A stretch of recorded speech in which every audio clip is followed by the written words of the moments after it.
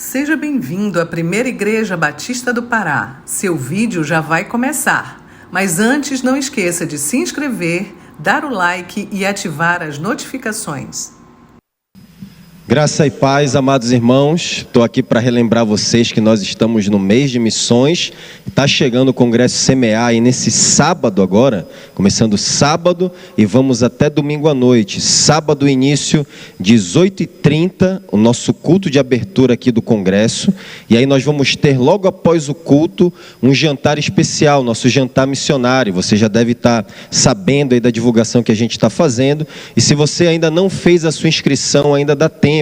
Vamos jantar juntos nessa noite, tem uma programação especial sendo preparada aí para a igreja e nós ainda temos vagas, geralmente esgota na semana, então hoje já é quarta, encorajo que você corra para garantir a sua. Você pode procurar a Carolina Amaral. Cadê a Carolina? Está aqui?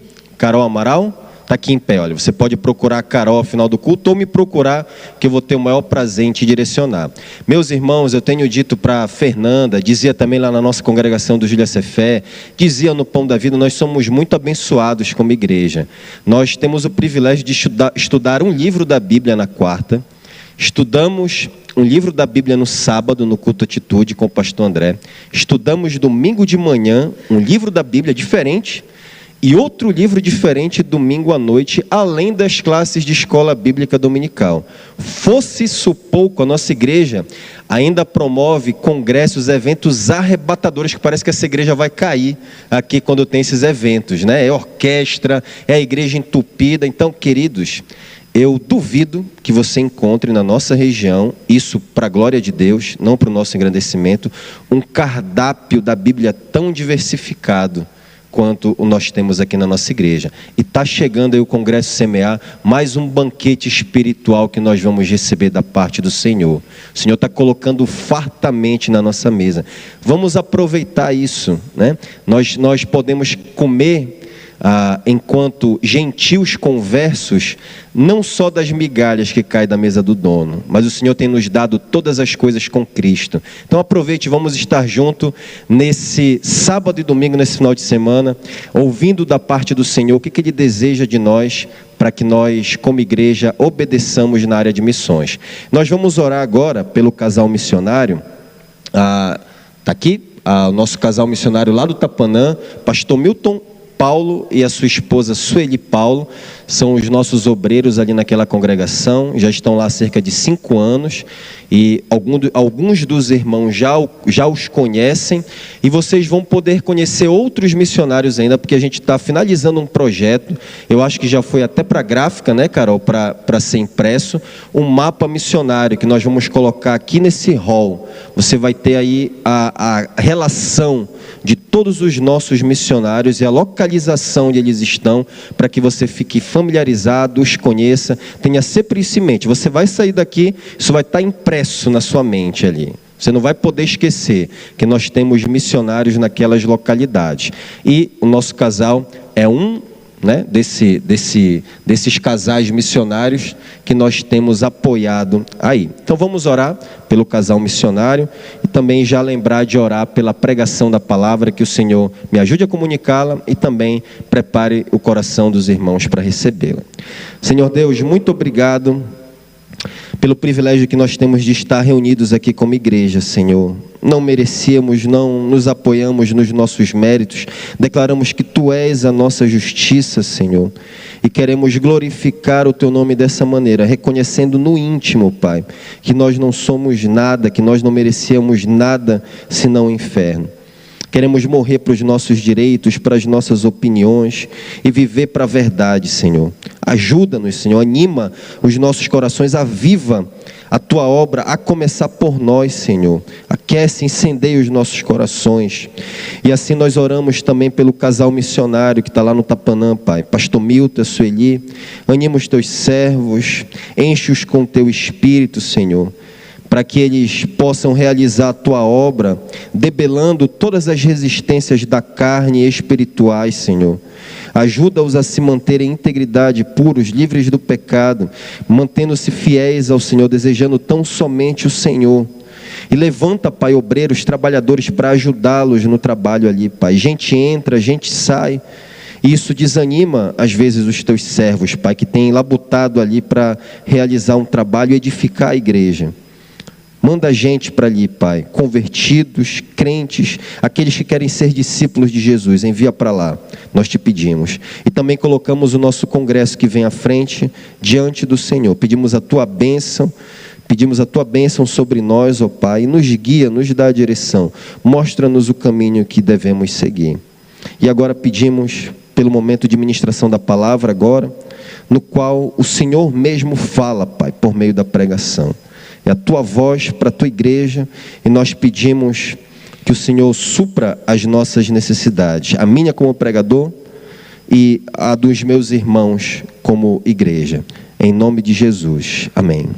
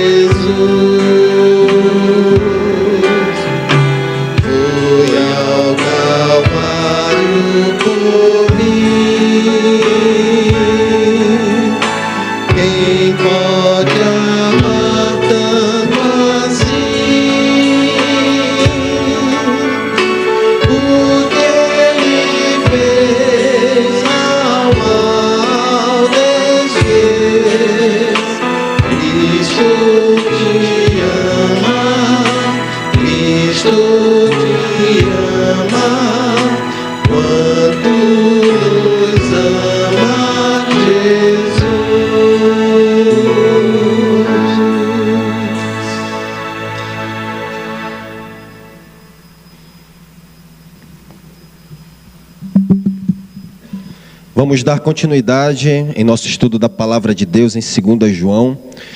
Permitam-me lembrá-los que 2 João tem apenas 13 versículos, o que corresponde a menos de 300 palavras gregas, e poderia ser escrita numa única folha de papiro, de cerca de 20 por 25 centímetros. Mas apesar da brevidade, esta carta contém uma mensagem poderosíssima e empolgante, conforme você já tem observado nessas quartas-feiras, repleta de verdades e bênçãos maravilhosas para a vida cristã e para a igreja. E a mensagem de 2 João, meus irmãos, é um chamado eloquente para ser fiel à verdade em um mundo que jaz no maligno, que está cheio de mentiras e mentirosos por toda a parte. Dito de outra forma, João escreve estas cartas de uma maneira muito focada, muito direta, para enfatizar que a realidade básica a respeito do crente é que ele jaz na verdade, em contraste com o mundo que jaz no maligno.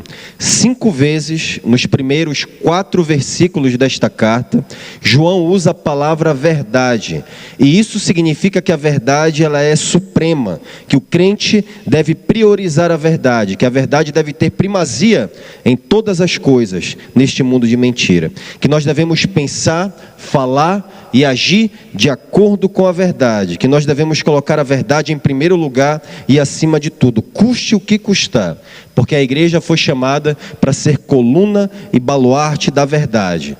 Em resumo, foi isso que nós vimos no estudo anterior. Então, tendo firmado que o argumento geral dessa sessão aqui, que consiste dos 4 primeiros versículos, é que a verdade de Deus é a coisa mais importante da vida. Passemos agora às particularidades e detalhes dessa passagem, dessa unidade. Nós fomos chamados para uma espécie particular de vida, e toda a nossa vida como cristãos é vivida sob aplicações particulares da verdade. Há 2 grandes implicações da supremacia da verdade na vida cristã, de acordo com essa passagem. Hoje nós vamos analisar apenas a primeira delas, e essa implicação está subjacente, implícita no motivo da redação desta carta. O que está por trás da redação desta carta é que nós, crentes, somos chamados a discernir a verdade. E a primeira coisa que precisamos entender em um mundo de mentiras é que devemos discernir todas as coisas, a fim de proteger, guardar, preservar a verdade. É isso que nós vamos aprender hoje à noite, ao prosseguir no exame cuidadoso do primeiro versículo. Vamos ler 2 João capítulo 1, verso 1. Na semana passada nós lemos a sessão toda. Hoje nós vamos agora atacar as particularidades da sessão. 2 João capítulo 1, verso 1. Diz assim a palavra do Senhor: o presbítero, a senhora eleita, e aos seus filhos, a quem eu amo na verdade, e não somente eu, mas também todos os que conhecem a verdade. Senhor Deus, Pai Santo, nós rogamos ao Senhor nessa noite, pedindo que abra os nossos olhos, ó Pai, para que vejamos as maravilhas e as exigências do Teu Evangelho. Transforma-nos pela renovação da nossa mente, Senhor. Ajuda-nos a sermos um povo discernidor, que ama a Tua palavra, a Tua verdade. Em nome de Jesus. Amém. O primeiro versículo aqui nos diz que João endereça esta carta à senhora eleita e aos seus filhos. E naturalmente nós logo perguntamos: quem é ela? Quem é essa senhora? Os comentadores bíblicos, eles estão divididos aqui quanto a se estas palavras descrevem uma pessoa individual ou se referem-se metaforicamente a uma igreja local em particular, enquanto seus filhos referem-se aos membros da congregação. Não é difícil provar que essa é uma referência a uma mulher anônima a quem João conhecia pessoalmente, não a uma igreja local. Primeiro porque em nenhum lugar do Novo Testamento a igreja é referida metaforicamente como senhora. João usa a palavra igreja, eclesia, 3 vezes em 3 João, a sua próxima carta, nos versículos 6, 9 e 10. Por que ele não faria o mesmo aqui em 2 João? A segunda razão da senhora eleita significar uma mulher anônima e não uma igreja local é porque a construção gramatical e o tom pessoal do primeiro versículo de 2 João são semelhantes às do primeiro versículo de 3 João, que foi escrita a um indivíduo chamado Gaio. Vamos comparar o primeiro versículo de cada carta um com o outro. Veja 3 João, versículo 1, capítulo único, versículo 1. Diz assim: o presbítero ao amado Gaio, a quem eu amo na verdade. E eu quero fazer apenas um comentário aqui. O destinatário é Gaio, uma pessoa real, um indivíduo, provavelmente membro de uma das igrejas da Ásia Menor que estavam sob a supervisão de João no final do 1º século. Agora voltem uma página, retrocedam, leiam novamente comigo, 2 João, verso 1. O presbítero, a senhora eleita e aos seus filhos, a quem eu amo na verdade, e não somente eu, mas também todos os que conhecem a verdade. Notaram aqui o tom muito pessoal e com uma saudação semelhante à de 3 João? 3 elementos que João usa para saudar Gaio em 3 João, repetem-se aqui em 2 João. Primeiro, o remetente, o presbítero. Segundo, o destinatário. A única coisa que muda aqui é o nome. Numa é Gaio e na outra é a senhora eleita. E terceiro, uma expressão de afeto. João diz: a quem eu amo na verdade. A mesma coisa que ele diz para Gaio, ele diz para a senhora, um indivíduo específico. Então, há uma linguagem bastante pessoal aqui. tudo o que ele diz para Gaio em sua saudação, o diz também para a senhora eleita. A propósito, essa era a estrutura romana clássica para correspondências pessoais. Além disso, a interpretação de senhora eleita, como sendo uma personificação de uma igreja local, é incompatível com o tom pessoal, íntimo, direto e simples, além de carinhoso, que João usa e continua usando por toda a carta. No versículo 5, ele usa um pronome singular, a segunda pessoa do singular, tu, ou, se preferirem, você, em termos mais contemporâneos. Versículo 5, e agora, Senhora, peço-te, se preferirem, peço a você, não como se escrevesse mandamento novo, senão o que tivemos desde o princípio, que nos amemos uns aos outros. É verdade que no versículo 12, se você observar aí, a forma singular do pronome pessoal é alterada para a forma plural. Veja o versículo 12. Ainda tinha muita coisa que vos escrever, ou se quiserem, escrever a vocês. Contudo, aqui, meus irmãos, apenas essa mudança de forma singular para o plural do pronome pessoal não é suficiente para sustentar a linguagem de que senhora eleita e seus filhos é uma igreja local e seus membros. Portanto, é mais natural aplicar isso a uma mulher específica e seus filhos literalmente, em concordância com o tom pessoal de toda a carta. Então, esta é uma carta pessoal, escrita para uma mulher real, a quem João identifica simplesmente como senhora eleita. A palavra traduzida como senhora é a forma feminina do termo grego kyrios, que significa senhor.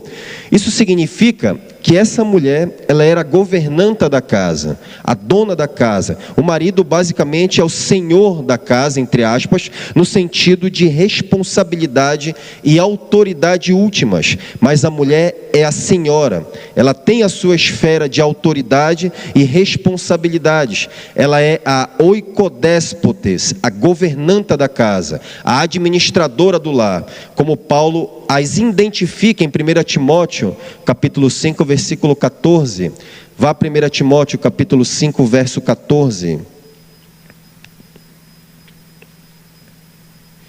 1 Timóteo 5, 14, diz assim: portanto, aconselho que as viúvas mais jovens se casem, tenham filhos, administrem suas casas e não deem ao inimigo nenhum motivo para maledicência. Agora, se o marido é o senhor da casa, por que João endereça a carta a uma mulher, a senhora eleita, e não a um homem, o senhor eleito? O fato de o marido dela não ser mencionado aqui, meus irmãos, pode indicar que provavelmente essa mulher era viúva e que os seus filhos ainda viviam em casa com ela, e juntos, mãe e filhos eram responsáveis por cuidar da hospitalidade da casa. E a esta senhora, a esta governanta, João chamou de eleita, um adjetivo cuja única vez fora desta carta que é usado para um indivíduo é quando Paulo descreve um amigo chamado Rufo, em Romanos capítulo 16, versículo 13, o apóstolo diz assim: saúdem Rufo, eleito no Senhor, e sua mãe, que tem sido mãe também para mim, Romanos 16, 13. Esse adjetivo eleita aqui reflete a verdade bíblica de que Deus soberanamente escolhe os crentes para a salvação. É interessante, meus irmãos, que João identifique esta senhora como eleita, inserindo essa doutrina da eleição de uma maneira tão natural, casual, sem hesitação e sem longas explicações. É muito interessante que ele faça isso dessa maneira. E digo que isso é interessante porque, ao que me parece, há entre os crentes em geral e também, infelizmente, entre alguns pastores, um certo constrangimento e retração em simplesmente mencionar o termo eleição, como o faz João nesta simples saudação.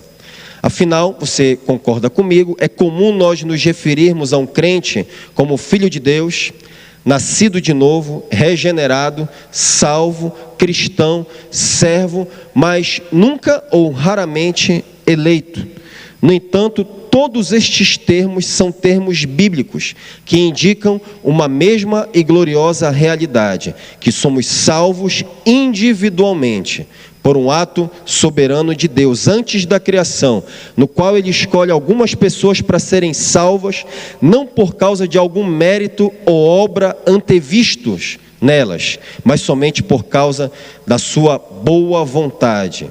Dito de maneira semelhante à linguagem do apóstolo Paulo em Romanos 9,15, Deus tem misericórdia de quem Ele quer ter misericórdia, e é bondoso com quem Ele livremente decide ser bondoso. E há maior relutância ainda em ensinar isso nos púlpitos. E se o fizermos, a opinião presunçosa de alguns é a de que estamos sendo radicais, demasiadamente teológicos, ou impondo a um texto um determinado sistema filosófico ou teológico. E outros vão ainda mais longe, sugerindo que estamos inserindo doutrinas estranhas na igreja, que anulam a necessidade de evangelização e missões.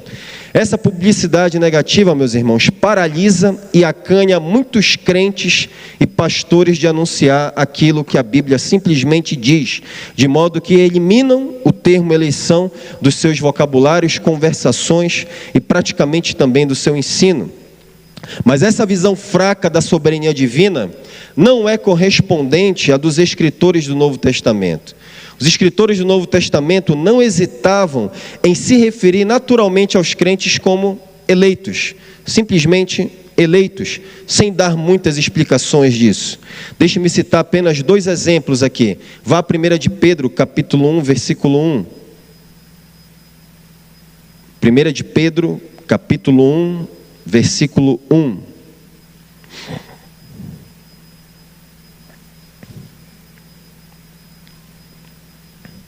Diz assim: Pedro, apóstolo de Jesus Cristo, aos eleitos de Deus. E ele segue sem nenhuma explicação. Peregrinos dispersos no Ponto, na Galácia, na Capadócia, na província da Ásia e na Bitínia. Na verdade, o próprio Senhor Jesus chamou os crentes de eleitos sem nenhum constrangimento ou necessidade de se justificar por isso. Mateus capítulo 24, versículo 22. Você pode conferir na sua Bíblia. Mateus capítulo 24, versículo 22.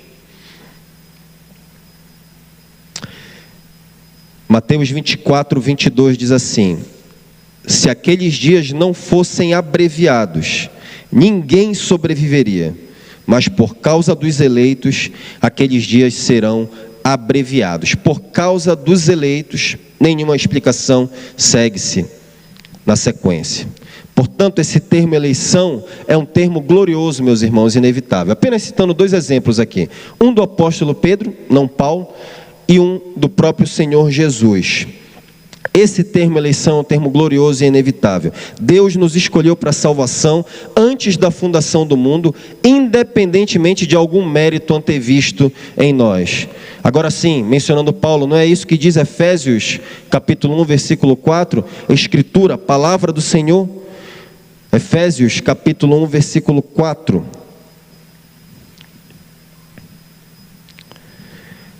Efésios 1,4 diz assim: assim como nos escolheu nele, nos escolheu ou elegeu nele, antes da fundação do mundo, para sermos santos e irrepreensíveis perante ele, e em amor nos predestinou para ele, por meio de Jesus Cristo, segundo o beneplácito da sua vontade. Muito claro aqui o que Paulo diz em Efésios 1,4. E aí eu vou um pouco mais além, pressiono um pouco mais esse ponto e digo que a eleição é independente até mesmo de alguma fé que Deus viu que nós teríamos no futuro. E eu dou ênfase a isso porque há alguns que equivocadamente acreditam que a eleição significa simplesmente que Deus, na eternidade passada, Ele olhou pelos corredores do tempo e Ele enxergou lá no futuro quem eram aquelas pessoas que se destacariam mais do que outras por colocarem a sua fé em Cristo.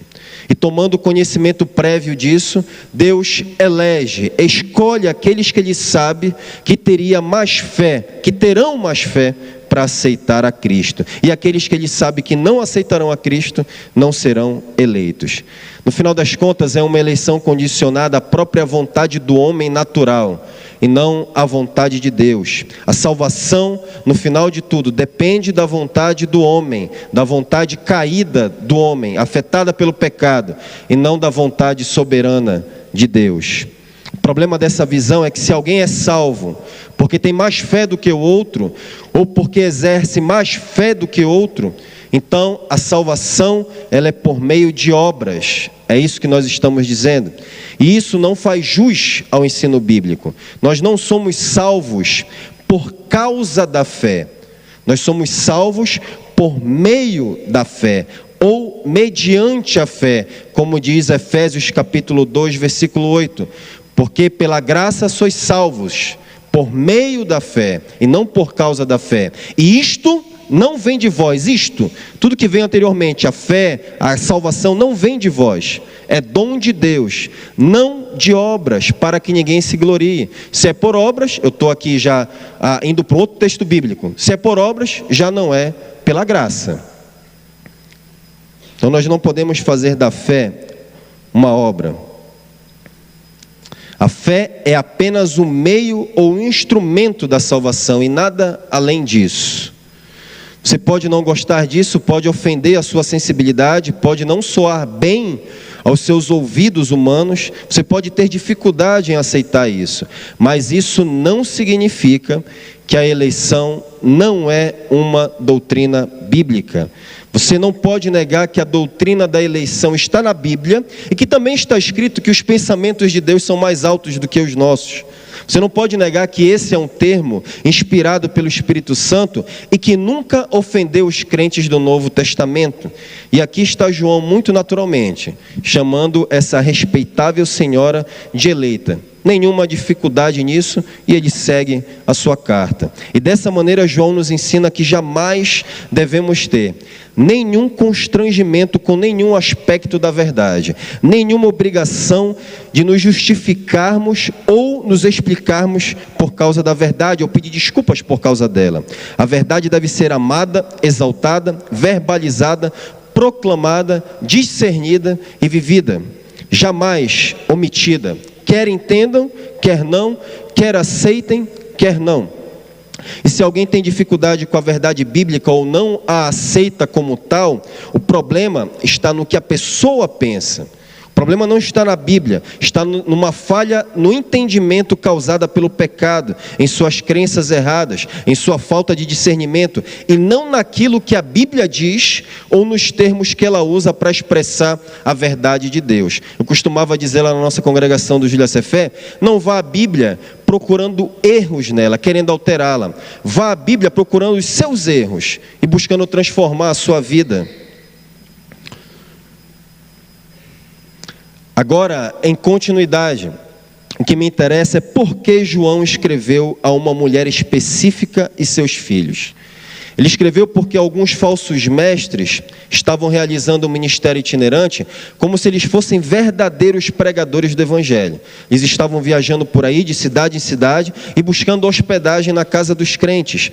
Era assim que funcionava nos tempos antigos. Os pregadores do Evangelho viajavam pelas cidades, saíam por aí de casa em casa e eles ficavam hospedados nas casas. Dependiam da hospitalidade dos crentes, porque naquela época não havia uma rede hoteleira como nós temos hoje, confortável e sofisticada. As pousadas naquela época eram bordéis sujos, locais de doença, locais indesejáveis, com diárias exorbitantes, onde alguém só ficaria se estivesse em extrema necessidade. Vocês devem lembrar que Jesus nasceu num estábulo, por causa da falta de hospedaria. Vocês se lembram de que Jesus também, lá em Marcos capítulo 6, enviou os 12 de 2 em 2 e deu-lhes alguns critérios a respeito de quais casas deveriam ficar e em quais casas não deveriam ficar.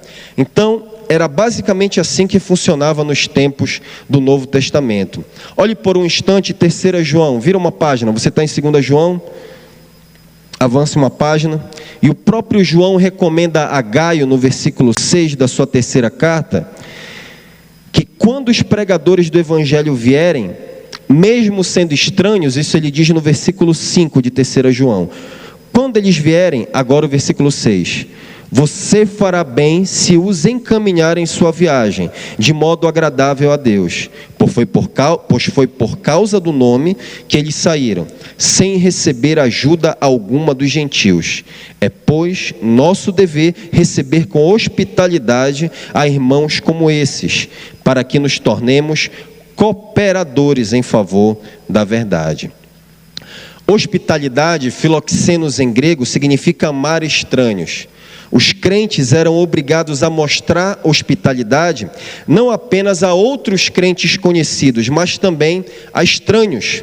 A Bíblia dá especial ênfase à importância da hospitalidade e a eleva como uma virtude espiritual importantíssima na vida cristã. Romanos 12, 13, eu vou citar alguns versículos aqui apenas para dar alguns exemplos, você pode tomar nota, ou se você conseguir acompanhar aí, farfalhar as páginas, eu vou falar mais rápido, vai ter que usar a habilidade das mensageiras e dos embaixadores do rei aí para encontrar. Romanos 12, 13 diz: pratique a hospitalidade. Romanos 12, 13. Hebreus capítulo 13, versículo 2. Nesse texto nós temos um incentivo à prática da hospitalidade bastante intrigante, inusitado. Hebreus capítulo 13, versículo 2. Não se esqueçam da hospitalidade. Foi praticando-a que, sem o saber, alguns acolheram anjos. E é claro que o autor de Hebreus aqui está se referindo ao caso de Abraão e Sara em Gênesis 18. E lemos também em 1 de Pedro, capítulo 4, versículo 9. Sejam mutuamente hospitaleiros, sem reclamação. 1 de Pedro, capítulo 4, verso 9. Além disso, meus irmãos, a hospitalidade foi um dos critérios em 1 Timóteo 5,10 para incluir uma viúva na lista de viúvas necessitadas da igreja. 1 Timóteo 5,10, depois de ir citando uma série de requisitos, diz assim o versículo 10, na continuidade: e seja bem conhecida por suas obras, tais como criar filhos, ser hospitaleira, lavar os pés dos santos e socorrer os atribulados, e etc. E 1 Timóteo, capítulo 3, versículo 2, diz que a hospitalidade também é um dos requisitos para alguém que deseja ser pastor na igreja. 1 Timóteo 3,2 diz assim: é necessário que o bispo seja irrepreensível, marido de uma só mulher, sóbrio, prudente, respeitável, hospitaleiro e apto para ensinar. E ele segue com os requisitos. Em outras palavras, da mesma maneira que, por exemplo, se você não for irrepreensível ou esposo de uma só mulher, não pode ser um pastor, assim também não pode ser um pastor se não for hospitaleiro. É claro que essas virtudes não precisam estar em perfeição na vida de alguém, mas elas precisam estar em progressão, em desenvolvimento. Isso precisa estar de alguma maneira claro. Então, se não é hospitaleiro, não pode ser pastor. Então, os crentes deveriam praticar a hospitalidade fazendo isso daqui sem reclamar, porque poderiam até estar recebendo anjos, é o ensino das Escrituras. O problema é que os falsos mestres se aproveitaram disso, indo até as comunidades cristãs, buscando abrigo na casa dos crentes, apresentando-se como professores do verdadeiro evangelho e procurando lugar para se hospedar. Por conseguinte, quando eles recebiam hospitalidade, eles começavam a ensinar mentiras e a desviar a igreja. Começavam a infectar aquelas casas, aqueles cristãos, aonde a igreja estivesse reunida com seus falsos ensinos. Assim, a mulher a quem João escreveu, em nome da hospitalidade, sem sabedoria, sem discernimento, ela abriu as portas de sua casa para receber falsos mestres. E isso pode ter sido um perigo muito maior, porque é possível, e apenas possível, que a igreja se reunisse na casa dela. E você sabe, naquela época, a igreja se reunia em casas, geralmente em segredo. Eles estavam ocultando as suas reuniões por causa da perseguição. prédios de grande porte, basílicas, catedrais, só começaram a ser construídas no século IV, quando o cristianismo se tornou a religião oficial no império sob o governo de Constantino. E talvez tenha sido por meio da irmã da senhora ou dos sobrinhos da senhora que João tenha ouvido falar que ela abriu a casa para enganadores.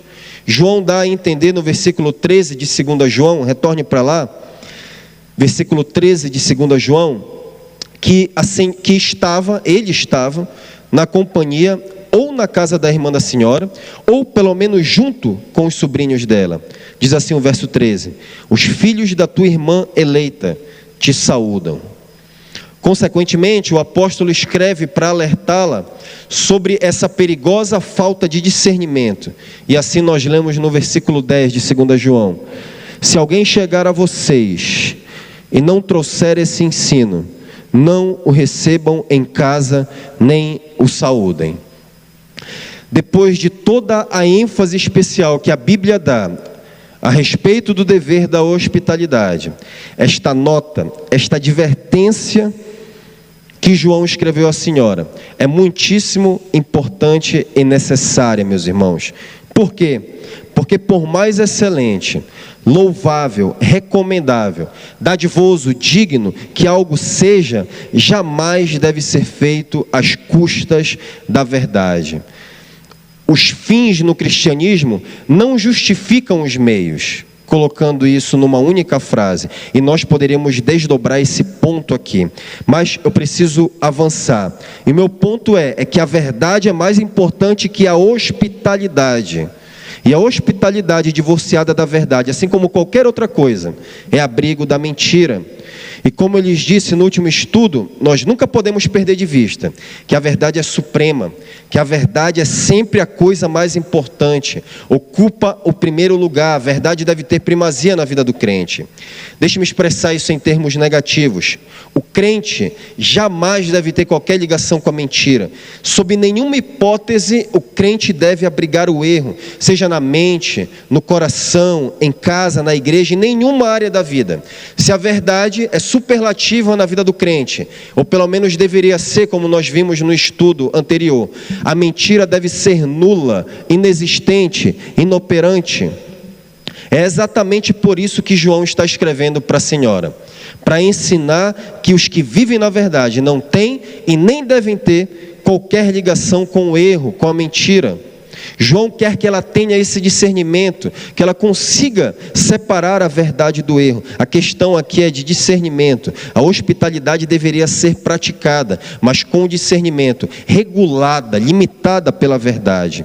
A verdade é o teste da comunhão, meus irmãos. É a régua que deve medir os relacionamentos dos crentes. A verdade é a linha que separa aqueles que pertencem a Cristo daqueles que pertencem ao diabo.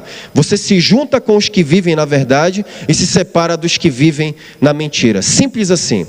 Separa-se dos que vivem obstinadamente na mentira e junta-se com aqueles que vivem na verdade, que querem a verdade. Simples. Não há meio termo em João, não há dificuldade, não há ponto neutro, ou é a verdade ou é a mentira, acabou. Esse é o ensino de João, isso é essencialmente a mensagem dessa carta.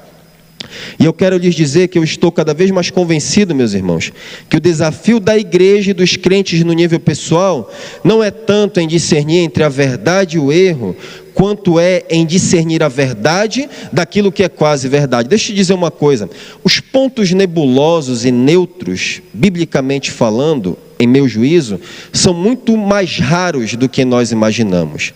E a Bíblia é muito mais clara do que nós pensamos. Então, a grande dificuldade dos crentes, da maioria dos crentes, é discernir, não entre a verdade e o erro, repito, mas entre aquilo que é verdade e o que é quase verdade.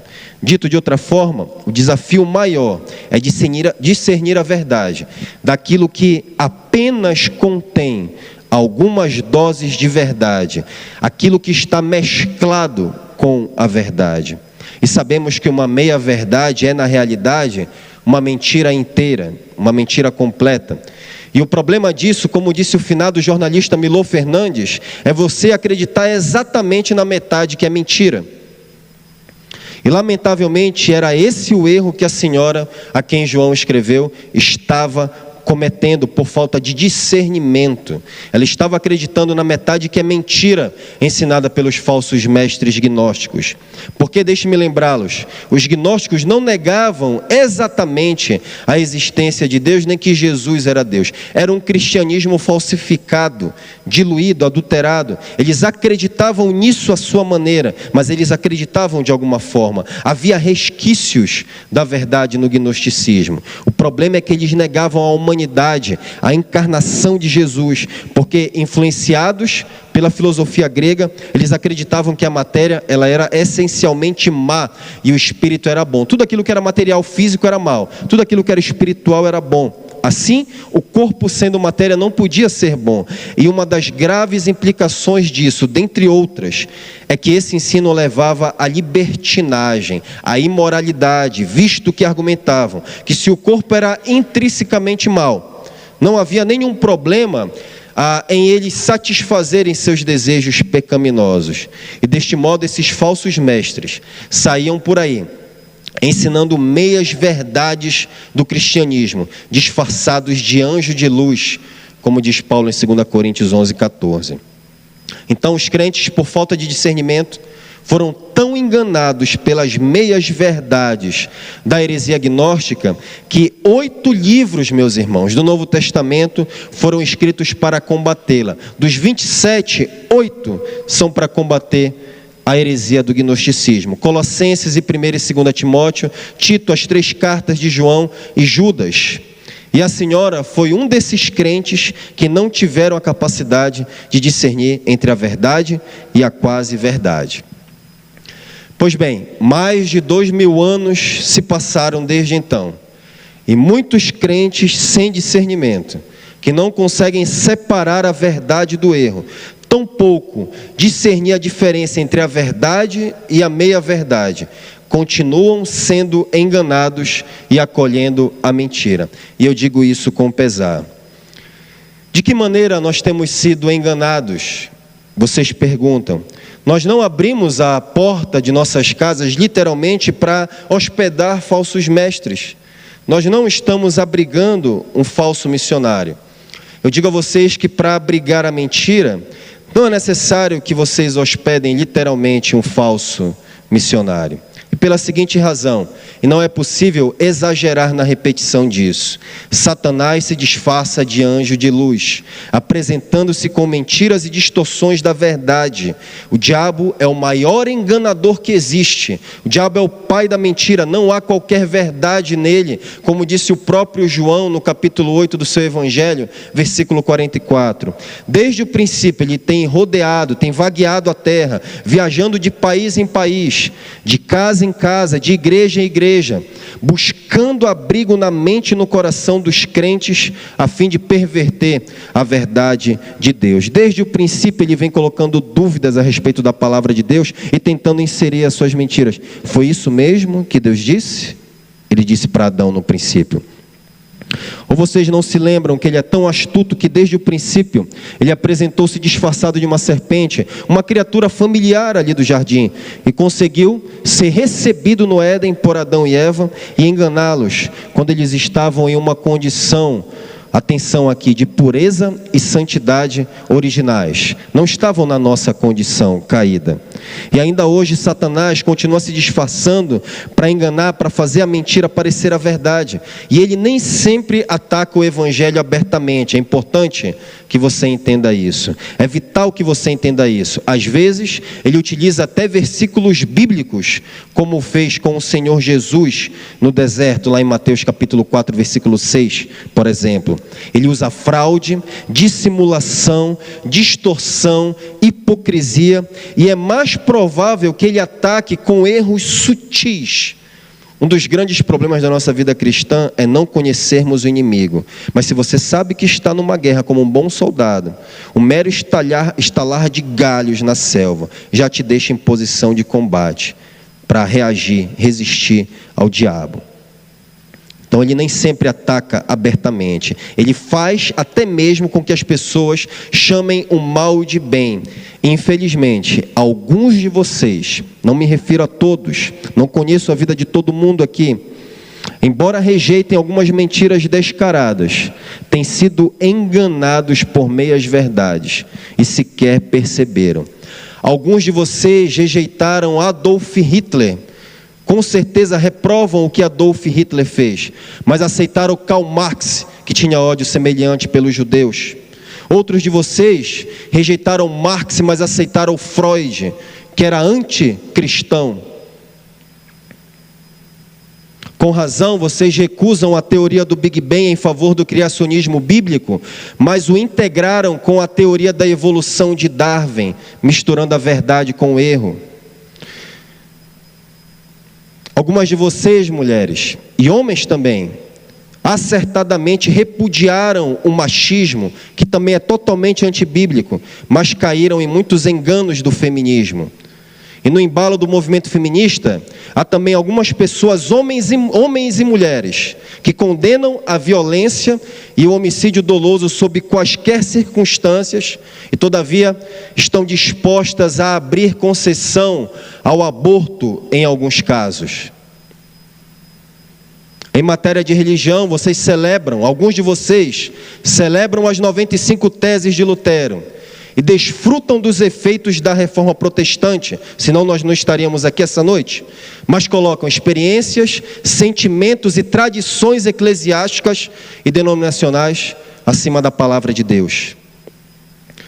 Alguns de vocês rejeitam o evangelho da prosperidade, mas aceitaram o evangelho psicologizado do amor próprio, que diz que você deve amar a si mesmo, seguir o seu próprio coração, porque Deus deseja, supostamente, em primeiro lugar e acima de tudo, que você seja feliz. Alguns de vocês jamais aceitariam a ordenação de pastores homossexuais, mas ao mesmo tempo estariam dispostos a receber uma pastora pregando neste púlpito, e talvez alguns até liderando esta igreja. Alguns de vocês apreciam uma boa exposição bíblica, mas igualmente gostam de pastores que contam muitas histórias no púlpito e fazem piadas. Alguns de vocês censuram a idolatria católica, a adoração de imagens, o Círio de Nazaré, mas idolatram o dinheiro, o trabalho, colocam mamon na berlinda e de domingo a domingo buscam o seu Deus e não conduzem os seus negócios de acordo com a palavra. Alguns de vocês não acolheram a má teologia do best-seller A Cabana, mas têm em alta conta uma vida com propósitos de Rick Warren. Alguns de vocês começaram agora a admitir que as escolas representam um perigo óbvio por causa da doutrinação ideológica e descarada, mas consideram um absurdo os pais educarem seus filhos em casa, ensinando-os no caminho em que devem andar, como nós oramos aqui frequentemente aos domingos, abençoando crianças que nós apresentamos. Alguns de vocês reprovam severamente algumas formas de vício, tabaco, álcool, drogas ilícitas, jogos de azar, mas são viciados em telas, redes sociais, em alguns casos pornografia, que é o que isso conduz. Alguns de vocês jamais colocariam em risco os lucros da empresa de vocês, entrando em julgo desigual numa sociedade com o ímpio. No entanto, alguns de vocês permitem que seus filhos namorem com descrentes e coloquem toda a vida em risco sob o juízo do Senhor por causa deste pecado deliberado contra Deus. Agora vocês percebem que não é necessário que vocês hospedem literalmente um falso missionário para abrigar a mentira?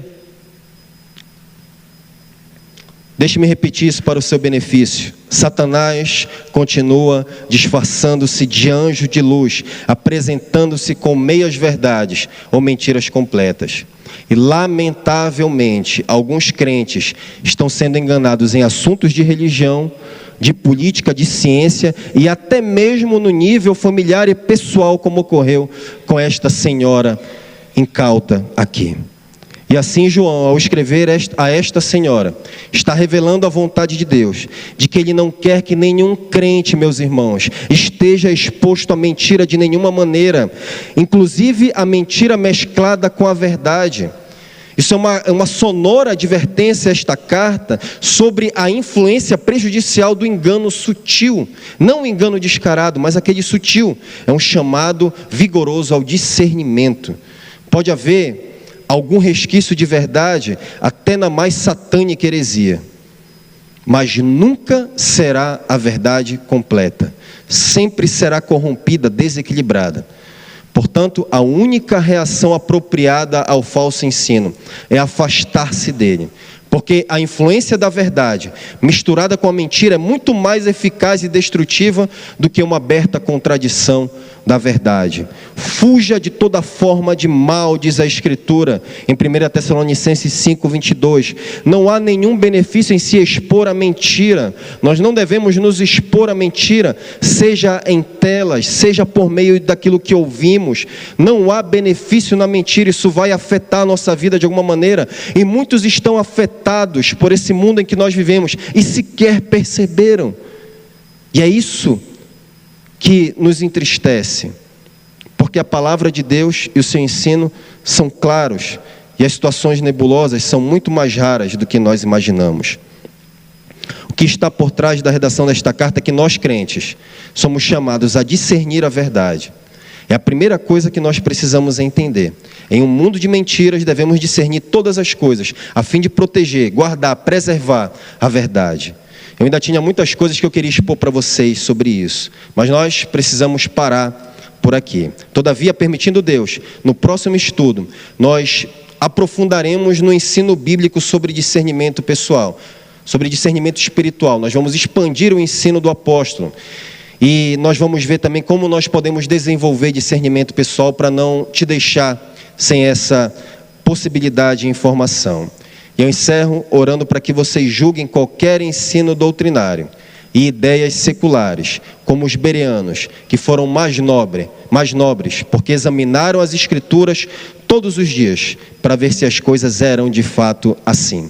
Atos 17:11. Eu e você precisamos dessa graça. Busquemos isso, em nome de Jesus. Amém.